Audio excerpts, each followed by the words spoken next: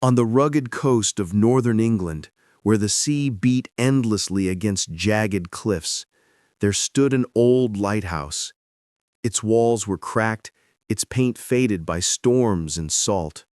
Few ships passed by anymore, and most villagers said the tower should have been torn down years ago. But Thomas, an aging keeper with tired eyes and a kind smile, refused to leave. For 40 years he had tended the light, every night through fog, thunder, and cold rain. He lived alone, except for a small cat named Grace and a weathered Bible resting on his table. Each sunset, Thomas climbed the spiral stairs to the lantern room, lit the lamp, and prayed softly. Lord, let this light guide those who are lost, even if no one ever knows who kept it burning. One winter night, a storm unlike any other rolled in from the sea. Winds howled like beasts, the waves rose higher than the cliffs.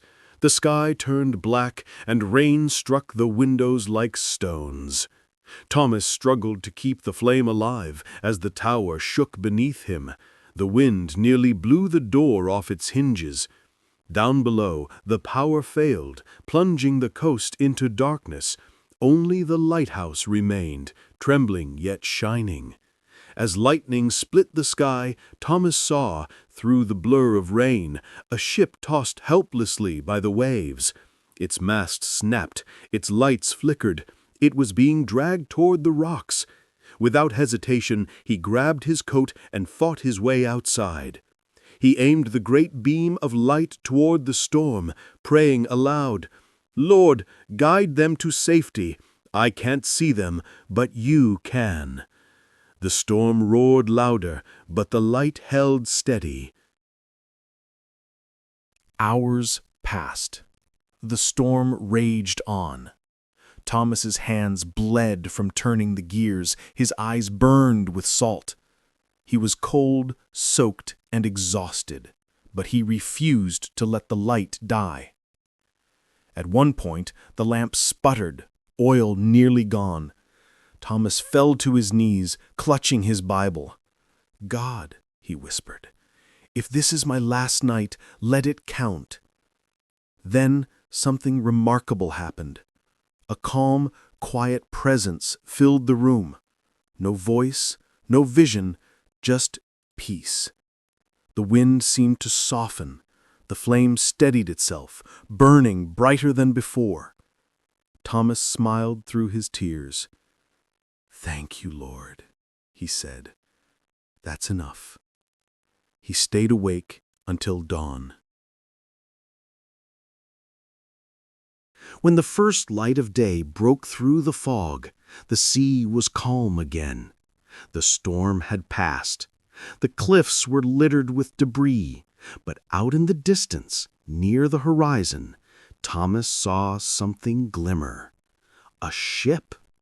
Its hull was battered, but it was upright, safe. A lifeboat soon arrived from the village. One of the rescued sailors, pale and trembling, told the villagers, "We thought we were dead." Then, through the storm, we saw a single light. It never wavered.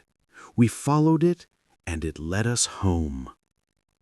They didn't know the old keeper's name, but when they reached the lighthouse, they found Thomas kneeling beside the lantern, hands folded, eyes closed, a faint smile on his face.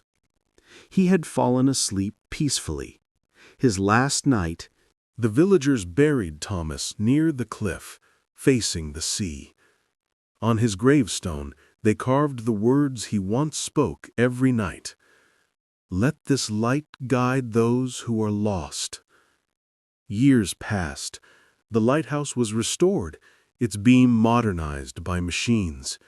But sailors still said that in the darkest nights, when storms returned, the light seemed to shine brighter, as if the old keeper's spirit was still tending it.